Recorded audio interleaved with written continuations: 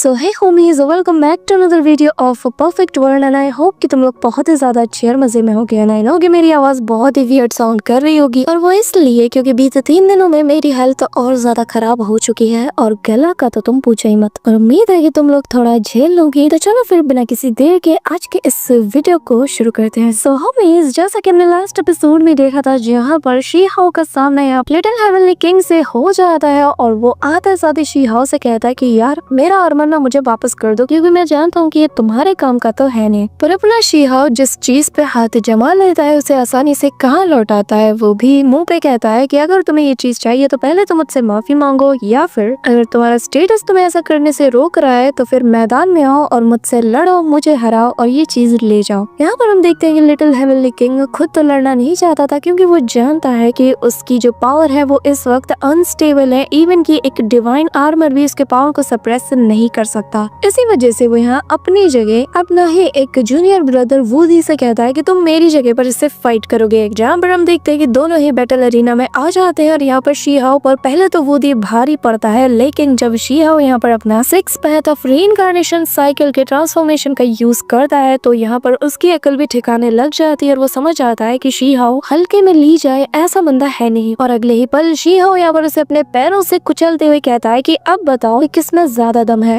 और अब आगे सो होमीज, हमारे इस एपिसोड के स्टार्टिंग में हम देखते हैं कि आसमान से एक तेज बिजली गिरती है और यहाँ पर उस येलो लाइटिंग के साथ ही एक वॉइस सभी को बताती है कि फिलहाल के लिए बेहतर यही होगा कि आप सभी लोग फाइट करना बंद कर दें। यहाँ पर हम देखते हैं कि शी हाओ भी इस बात को जाने देता है, लेकिन यहाँ पर वो वूडी को उठाता है और उस बैटल एरिना से दूर पटक देता है, जिस वजह से उसकी बॉडी वापस से ह्यूमन में ट्रांसफॉर्म हो जाती है और वो जमीन पे जा गिरता है। वही यहाँ पर इमॉर्टल एकेडमी के जो लीडर्स थे उनकी अकल भी ठिकाने लग चुकी होती है और वो लोग कह रहे होते हैं कि वाकई में हुआंग एक ट्रूली जीनियस है। पर मुझे जानना है कि हेवनली गॉड एकेडमी के जो बाकी के डिसाइपल्स हैं वो लोग आखिर कितने ज्यादा माहिर है। कि तभी दूसरा बंदा कहने लगता है कि हाँ बात तो तुम्हारी ठीक है, लेकिन ऐसे रूमर्स भी सुनने को मिल रहे हैं कि यहाँ पर ये जो फेरी किंग ही है ये असल में ब्लू मून फेरी की रीइंकार्नेशन है। न जाने इस बात में कितना ज्यादा दम होगा, लेकिन वो कहते हैं ना कि बिना आग के तो धुआं भी नहीं उठता। अब यहाँ पर हम देखते हैं कि शी हाओ के वो दोस्त साथ ही वो फैड गाय इन लोगों को चढ़ाते हुए कहने लगता है कि जरा देखो, इमॉर्टल एकेडमी का जो फर्स्ट डिसाइपल है उसे हमारे हुआंग ने हरा दिया। अब बोलो, तब तो बड़ा उछल रहे थे। यहाँ पर हम देखते हैं कि इमॉर्टल एकेडमी का एक बंदा कहने लगता है कि ज्यादा बोलने की जरूरत नहीं है मोटे, हमें पूरा यकीन है कि तुम्हारे हुआंग ने कोई ना कोई स्पेशल टेक्निक का यूज किया होगा ताकि वो हमारे फर्स्ट ब्रदर वूडी को हरा सके। यहाँ पर हम देखते हैं कि जो लिटिल हेवनली किंग है वो कहने लगता है कि नहीं, असल में वूडी के जो स्किल्स हैं वो हुआंग पर असर नहीं कर रही, उसके स्किल्स में इतना दम ही नहीं कि वो लोग हुआंग का कुछ बिगाड़ पाए। इसी के साथ वो अपने शी हाओ की तरफ देखते हुए कहने लगता है कि ठीक है, फिर मैं उस आर्मर को फिलहाल के लिए तुम्हारे पास से छोड़ रहा हूँ, लेकिन जब तुम दाओ रेलम के पीक पे पहुंच जाओगे या फिर मेरी बराबरी तक अपनी कल्टीवेशन को ले जाओगे तब मैं तुमसे इसके लिए फाइट करूंगा और तब डिसाइड होगा कि इसका विनर कौन है। यहाँ पर शी हाओ भी मान जाता है और फिर वो भी नीचे आ जाता है। जहाँ पर आते साथ ही वो फैड गाय उसकी तारीफें करता है और कहता है कि यार तुम तो दिन ब दिन और ज्यादा स्ट्रॉन्ग होते जा रहे हो, अब तो मुझे तुम्हारे सामने खड़े होते हुए भी डर लगता है। तभी यहाँ पर हम देखते हैं कि दूसरे सेक्ट के कुछ एल्डर्स आ जाते हैं और यहाँ पर आते साथ ही शी हाओ की तारीफ करते हुए कहते हैं कि तुम्हारे जैसे जीनियस को बहुत ही कम देखा जाता है, इवन की सालों बीत जाते हैं लेकिन तुम जैसा कोई एक ही दिखने को मिलता है। सुनने में आया है कि तुम्हें अभी तक अपने मन मुताबिक कोई अच्छा सेक्ट नहीं मिला, तो तुम्हारा हमारा सेक्ट के बारे में क्या ख्याल है? जानता हूँ हमारे इमॉर्टल एकेडमी के साथ तुम्हारे रिलेशन अच्छे नहीं है, लेकिन हम तुम्हारे लिए अरेंजमेंट्स कर सकते हैं। कि तभी हम देखते हैं कि दूसरा जो सेक्ट होता है उसका एल्डर कहता है कि नहीं नहीं, इसकी बात पे ध्यान मत दो, क्योंकि जो इमॉर्टल सेक्ट के एंशिएंट सीड्स है उन्हें ऑलरेडी डिवाइड कर दिया गया है, तो तुम्हारे लिए वहाँ पर कुछ खास बचा नहीं है। जिस पर हम देखते हैं कि इमॉर्टल एकेडमी का एल्डर कहता है कि चिंता मत करो, जैसे ही हमें दूसरी एंशिएंट सीड मिलेगी तो उसे सबसे पहले तुम्हें ही दिया जाएगा और हमारी टॉप प्रायोरिटी तुम ही होगी। जिस पर सेक्रेट एकेडमी का एल्डर कहता है कि नहीं नहीं, इनकी बात छोड़ो, तुम्हें हमारे एकेडमी के साथ आना चाहिए। अब हम देखते हैं कि ये दोनों एल्डर्स आपस में ही बहस करने लगते हैं। कि तभी यहाँ पर जो सेक्रेट एकेडमी के एल्डर है वो कहने लगते हैं कि अगर तुम हमारे सेक्ट को और हमारे जो एल्डर्स हैं उनके कहने पर चलते हो तो तुम्हें हम कल्टीवेशन के पीक तक जाने में बहुत ज्यादा हेल्प करेंगे, साथ ही कल्टीवेशन के इस एरा में जो टॉप मेथड्स हैं हम तुम्हें वो भी सिखाएंगे। जो सुनकर मॉडल एकेडमी का एल्डर कहता है कि अच्छा, तुम्हारे जैसे ये जगह बड़े खाली हैं, मुझसे तो बड़ा कह रहे थे, क्या मुझे नहीं पता कि ये सारे स्लॉट्स ऑलरेडी फुल हो चुके हैं, तो तुम इसे ले जाकर कहाँ बिठाओगे, अपने सर पे?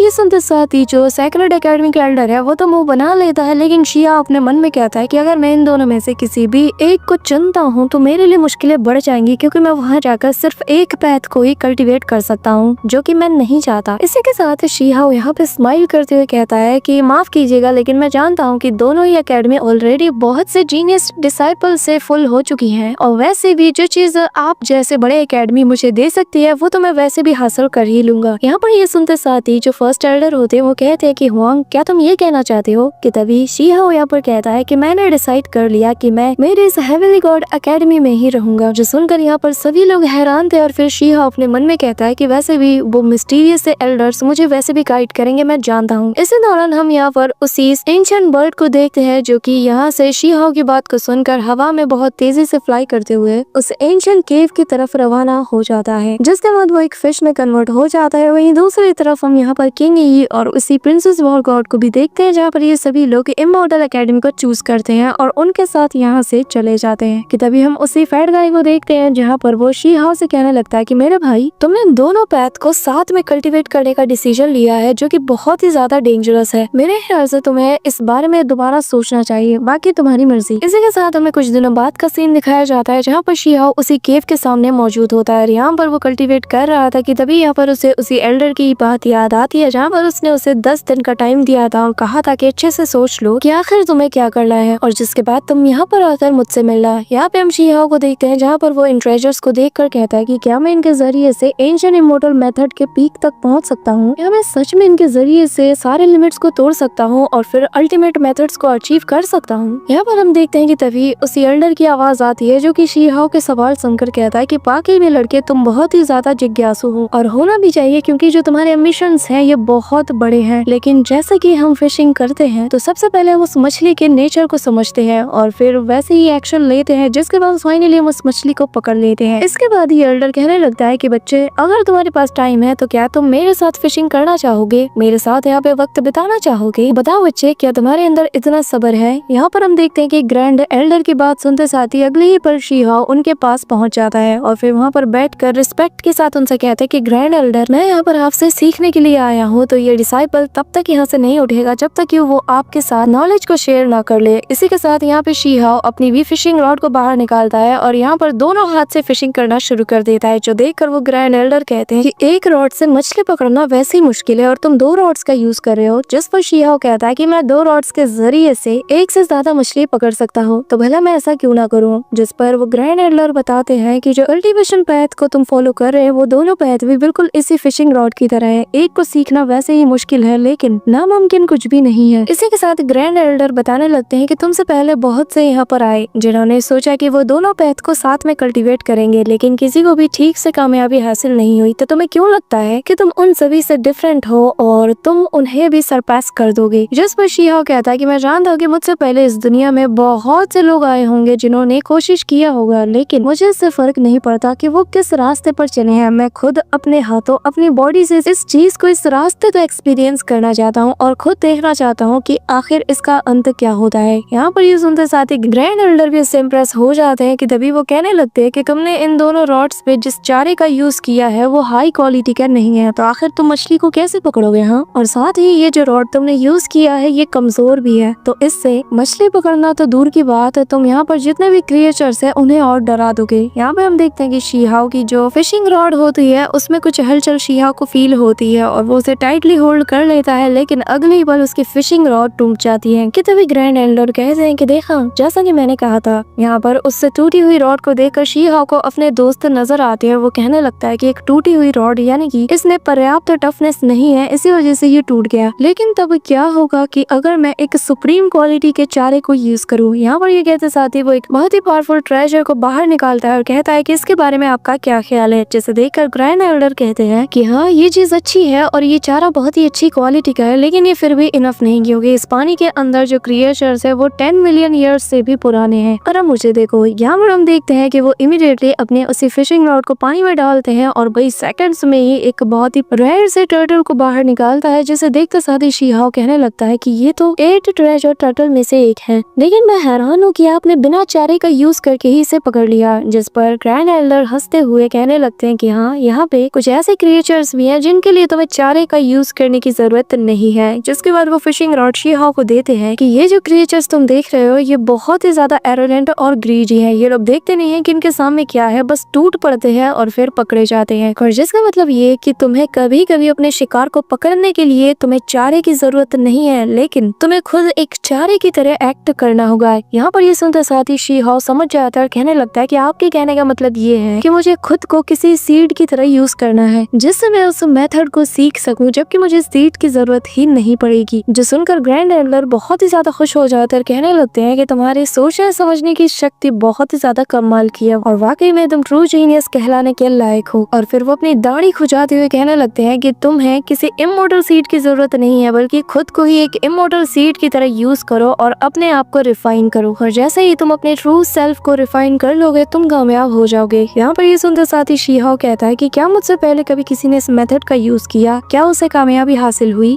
जिस पर ग्रैंड एल्डर बताने लगते हैं कि तुमसे पहले जिन्होंने भी इस मेथड का यूज किया, आधे लोग तो बीच में ही मारे गए, और जिन लोगों ने इस रिफाइनिंग प्रोसेस को करने का सोचा, उनकी बॉडी बुरी तरीके से रिएक्ट करने लगी और वो रिफाइनिंग के इस प्रोसेस को झेल नहीं पाई और वो भी मारे गए। यहाँ पर ये सुनते साथ ही शी हाओ उन्हें रिस्पेक्ट देता है और कहने लगता है कि मुझे पता चल गया कि अब मुझे इस पैथ को कल्टीवेट कैसे करना चाहिए, और मुझे और ज्यादा रीजंस मिल गए हैं कि क्यों मुझे इस पैथ को चुनना चाहिए। इसी के साथ हम देखते हैं कि ग्रैंड एल्डर जाने से पहले उसे 2 मेथड देते हैं और कहने लगते हैं कि इनका यूज करो, उम्मीद है कि तुम्हें कामयाबी जल्दी हासिल होगी। और हम देखते हैं कि जो लेफ्ट साइड में होता है उसे बोन टेम्परिंग मेथड कहा जाता है, एक ऐसी सीक्रेट टेक्निक जिसके जरिए से बोन्स एंड मसल्स को रिफाइन किया जाता है। साथ ही जो राइट साइड में मेथड है उसे स्पिरिट टेम्परिंग मेथड कहा जाता है, जिसके जरिए से प्रीमोर्डाइल स्पिरिट को रिफाइन किया जाता है। इसी के साथ ग्रैंड एल्डर जाते हुए बताते हैं कि ये जो मेथड तुम्हें मैंने दिए हैं, अगर तुम इन्हें रिफाइन करके कामयाबी हासिल करना चाहते हो तो इसके लिए तुम्हें इमॉर्टल हिल में जाकर उस एंशिएंट बैम्बू, साथ ही उस गोल्डन फ्रूट की तलाश करनी होगी, क्योंकि वो एविल डिस्पेलिंग डिवाइन बैम्बू और वो येलो स्प्रिंग फ्रूट, ये दोनों तुम्हारे लिए बहुत ही कारगर साबित होंगी। इसी के साथ सीन शिफ्ट होता है और हमें इमॉर्टल हिल का सीन दिखाया जाता है, जहाँ पर एक वॉर गॉड के इम्प्रिंट्स मौजूद होते हैं, जिसके बारे में यहाँ पर बाकी के लोग भी बात कर रहे थे कि तभी उनमें से कुछ लोग कहने लगते हैं कि लगता है कि यहाँ पर जो लिटिल हेवनली किंग है वो यहाँ पर अपनी बॉडी को रिफाइन कर रहा है, क्योंकि उसके अलावा और कौन ही यहाँ पे आ सकता है। अभी यहाँ पर ये लोग ये बात कर ही रहे होते हैं कि तभी हम इमॉर्टल सेक्ट के अंदर उसी प्रिंसेस वॉर गॉड को देखते हैं, जो कि कहने लगती है कि न जाने वो कौन ही होगा जो कि यहाँ इतने रेयर जगह पर कल्टीवेट कर रहा होगा, और पता नहीं उसकी हेल्प के लिए ये लोग कहाँ से आ गए। कि तभी जैसे ही वो नजर दौड़ाती है और वो कहने लगती है कि अचानक से मुझे ये लड़का इतना फेमिलियर क्यों लग रहा है, और हम देखते हैं कि असल में ये बंदा और कोई नहीं बल्कि अपना शी हाओ है, जो कि यहाँ पर अपनी बॉडी को रिफाइन कर रहा था, जहाँ पर वो बोन टेम्परिंग टेक्निक और पेयरलेस सील टेक्निक दोनों का यूज कर रहा था। और यहाँ पर उसे करता हुआ देखकर वो फैट गाय कहने लगता है कि क्या बात है, लगा नहीं था कि दोबारा से मेरे दोस्त के दर्शन मुझे यहाँ पे होंगे। इसी के साथ हम देखते हैं कि शी हाओ ने फाइनली अपनी बॉडी एंड बोन्स को पूरी तरीके से रिफाइन कर लिया था, जिस वजह से यहाँ पर एक पावरफुल एनर्जी रिलीज होती है। और फिर वो उसी फैट गाय की तरफ बढ़ते हुए कहता है कि क्या बात है, तुम लोग भी यहाँ पे आए हो? असल में बस यहाँ पर उस इविल डिस्पेलिंग डिवाइन बैम्बू की तलाश में आया था, तो सोचा यहाँ पर रिफाइनिंग टेक्निक का यूज कर लूं, क्या तुम लोग करना चाहोगे? जिस पर वो रैबिट गर्ल उसे चढ़ाती हुई कहती है कि हम तुम्हारी तरह पागल नहीं है जो ऐसे खतरे को मोल ले। कि तभी यहाँ पर हम उसे प्रिंसेस वॉर गॉड और यहाँ पर मिस वैंक्स और बाकी के वॉर गॉड्स को भी देखते हैं, जहाँ पर वो कहते हैं कि हम भी इसे ट्राई करेंगे। और फिर वो लोग भी यहाँ पर उनके नीचे बैठ कर कल्टिवेट करना शुरू कर देते हैं, लेकिन यहाँ पर इन्हें अपनी बॉडी पर बहुत ज्यादा पेन होने लगता है। कि तभी दूर से इमॉर्टल एकेडमी और यहाँ पर जो सेक्रेड एकेडमी है उनके एल्डर्स शी हाओ को देखकर कहने लगते हैं कि हमें लगा था कि ये जगह सिर्फ लिटिल हेवनली किंग के लिए ही सूटेबल है, क्योंकि उसके अलावा कोई भी इस प्रेशर को झेल नहीं सकता, लेकिन लगा नहीं था कि तुम भी ये कर पाओगे। और जिसका मतलब ये है कि तुमने अपने दाव बोन को बहुत ही अच्छे से रिफाइन कर लिया है और अब ये पूरी तरीके से अवेकन हो चुकी हैं। और बच्चे, एक बार तुमने उस एविल डिस्पेलिंग डिवाइन बैम्बू को ढूंढ लिया तो ये तुम्हारी फिजिकल स्ट्रेंथ के लिए बहुत ही अच्छा होगा और फ्यूचर में तुम्हारे पास बहुत ही रेयर अपॉर्चुनिटीज वेट कर रही है। यहाँ पर इन सभी की बात सुनकर शी हाओ कहता है कि एल्डर्स, आप सभी के गाइडेंस के लिए शुक्रिया। इसी के साथ शी हाओ जाते हुए कहने लगता है कि जब मैं यहाँ पर उस बैम्बू ट्री को ढूंढ लूंगा और उसे ले आऊंगा तो फिर उसे मीट के साथ रोस्ट करके खाएंगे। जिसके बाद शी हाओ यहाँ से चला जाता है और सीन शिफ्ट होता है और हमें उसे इमॉर्टल हिल के बाहर का सीन दिखाया जाता है, जहाँ पर शी हाओ जैसे ही पहुँचता है तो उससे लोगों के हंसी मजाक की आवाजें आती हैं। और यहाँ पर कुछ लोग कह रहे होते हैं कि हमने सेक्रेट एकेडमी के उस बंदे को पैरों तले बिल्कुल रौंद दिया, कितना मजा आया ना। और तभी यहाँ पर पर्पल कलर में कुछ स्पिरिट्स नजर आती हैं, जो कि हीरोइक स्पिरिट्स है, जो कि यहाँ पर लोगों की बॉडी को पोजेस करती है और उन्हें परेशान करती है। और यहाँ पर ये जो एंशिएंट घोस्ट है ये किसी को भी छोड़ती नहीं, जो देखते साथ ही शी हाओ यहाँ से निकलने लगता है। इसी के साथ शी हाओ इनसे एस्केप करते हुए कहता है कि एक बार इनके चंगुल में कोई फंस गया तो वो काफी घंटों तक यहाँ पर उलझ के रह जाएगा। और फिर शी हाओ अपने पास से एक स्वॉर्ड निकालकर इन सारे स्पिरिट्स पर अटैक कर देता है, जो देखकर ये स्पिरिट्स भी कहती हैं कि आखिर इसके पास ये रिपेलिंग स्वॉर्ड कहाँ से आ गई, हम तो यहाँ पर इसके मजे लेने आए थे और देखो ये तो हमें ही रेजिस्ट कर रहा है। कि तभी हम देखते हैं कि शी हाओ अपना एक पाम अटैक रेडी करते हुए कहता है कि वो क्या है ना कि तुम्हारा पाला अब तक मुझ जैसे से नहीं पड़ा। और कुछ ही देर में शी हाओ उन सारे स्पिरिट्स को यहाँ से भगा देता है और कहने लगता है कि न जाने मेरा सामना ही ऐसे लोगों से क्यों होता है। कि तभी शी हाओ के सामने एक वॉल होती है जिसे कि जैसे ही वो टच करता है अचानक से जो पेंटिंग में ओल्ड मैन बने होते हैं वो कहने लगते हैं कि तुम मुझसे कुछ भी सवाल पूछ सकते हो लेकिन एक से ज्यादा नहीं, और अगर पूछते भी हो तो वो मेरे मूड पे डिपेंड करेगा कि मैं जवाब दूंगा या नहीं। यहाँ पर शी हाओ कहता है कि क्या आप सच में अलाइव हैं, जिस पर वो बंदा कहता है कि हाँ मैंने अपनी थोड़ी सी कॉन्शियसनेस को बचा के रखा था जिस वजह से तुम कह सकते हो कि मैं जिंदा हूँ। इसी के साथ वो यहाँ पर ऊपर की तरफ इशारा करते हुए कहता है कि जिस चीज की तलाश में तुम यहाँ पर आए हो वो तुम्हें वहाँ पर मिलेगी। और यहाँ पे ये देखते साथ ही शी हाओ उसमें जंप करके एक दूसरा रियलम में पहुंच जाता है। यहाँ पर वो ओल्ड मैन उसे बताता है कि जितने ज्यादा स्ट्रॉन्ग तुम होगे तुम्हारा ट्रायल उतना ही ज्यादा स्ट्रॉन्ग होगा, तो कुछ भी करने से पहले एक बार अच्छे से सोच लेना। यहाँ पर शी हाओ तेजी से आगे बढ़ता है जहाँ पर हम देखते हैं कि कुछ बहुत ही पावरफुल स्पिरिट्स जो कि क्रिएचर्स की होती है वो यहाँ पर इंट्रूडर समझकर शी हाओ पर अटैक करती हैं, जिन्हें देखते साथ ही शी हाओ यहाँ पर थंडर एम्परर के आर्मर को पहन लेता है और यहाँ पर उसके स्वॉर्ड से इन पर अटैक करता है, जिससे एक ही बार में ये सारे स्पिरिट्स से ढेर हो जाती हैं। और शी हाओ उस स्वॉर्ड को पकड़ते हुए कहता है कि न जाने इस स्वॉर्ड का ओरिजिन आखिर क्या होगा, अगर आज ये मेरे पास ना होता तो शायद ये जो स्पिरिट्स हैं ये मेरी बॉडी को बहुत बुरा डैमेज कर देती। यहाँ पर शी हाओ आगे बढ़ जाता है और वो उसी बैम्बू पीक पे पहुंच जाता है, यहाँ पर कि वो डिवाइन बैम्बू एसेंस मौजूद था। जहाँ पर हम देखते हैं कि जमीन को फाड़ते हुए एक जायंट सा क्रिएचर बाहर निकलता है जो कि ह्यूमन से जैसा लग रहा था, लेकिन यहाँ पर वो आते साथ ही शी हाओ से कहता है कि तुम्हें अपने ट्रू सेल्फ के साथ मुझे हराना होगा और मुझे हराने के बाद ही तुम इस बैम्बू एसेंस को अपने साथ ले जा सकते हो। यहाँ पर हम देखते हैं कि ये एक एंशिएंट पपेट होता है जिसकी बॉडी डार्क इमोर्टल गोल्ड से बनी थी, जो देखकर शी हाओ भी हैरान था। और अब ये बंदा शी हाओ को फाइट के लिए चैलेंज करता है। शी पूछता है कि तुम तो इस एरा के नहीं लगते, तो आखिर क्या कर रहे हो यहाँ पे, जिस पर वो बताने लगता है कि मैं एंशिएंट टाइम का एक इमॉर्टल हूँ जो कि अपने मास्टर को फॉलो करते हुए ऐसे ही एक जगह पर आ गया क्योंकि मुझे भी वही बैम्बू एसेंस चाहिए था। मैं यहाँ पर इसके लिए आया था ताकि इसके जरिए से मैं उस कर्स को पूरी तरीके से तोड़ सकूं, लेकिन फिर मुझे एक पपेट बना दिया गया और तब से लेकर आज तक मैं यहाँ पर गार्ड कर रहा हूँ इस चीज को, ताकि जो लोग भी इसके लिए यहाँ पर आए मैं उन्हें रोक सकूं। यहाँ पर शी हाओ उसकी बातें सुनकर कहता है कि आखिर एक इमॉर्टल जो कि एंशिएंट टाइम का है वो एक स्ट्रेंज कर्स को क्यों तोड़ना चाहेगा। तभी यहाँ पर वो पपेट मैदान में उतर जाता है और कहने लगता है कि अपनी इस तलवार को आगे रखो और अपने ट्रू सेल्फ में आओ, क्योंकि पहला स्टेज हमारे बीच कॉम्बैट का हो, जिसके बाद हम दूसरे राउंड की तरफ बढ़ेंगे। यहाँ पर हम देखते हैं कि शी हाओ भी पूरी तरीके से प्रिपेयर हो जाता है और मैदान में कूद पड़ता है, जिसके बाद वो अपनी कुनपेंग टेक्निक का यूज करता है, जहाँ पर वो उन सारे क्रिएचर से एक के बाद एक इस पर दे दनादन अटैक करवाता है, जिससे उस इमॉर्टल को कोई फर्क नहीं पड़ता, लेकिन शी हाओ भी नहीं रुकता। जो देखते साथ ही ये पपेट यहाँ पर अपना सेकंड स्टेज यानी कि वॉइड दाव को एक्टिवेट कर लेता है, जहाँ पर हम देखते हैं कि जैसे ही शी हाओ का वो बीस्ट उस पे अटैक करता है तो वो बहुत इजीली उसके अटैक को रेजिस्ट कर लेता है। जो देखकर शी हाओ कहता है कि हमारे बीच का जो कल्टीवेशन गैप है ये बहुत ज्यादा है और मुझे जल्द से जल्द इसे हराना होगा। लेकिन तभी हम देखते हैं कि इस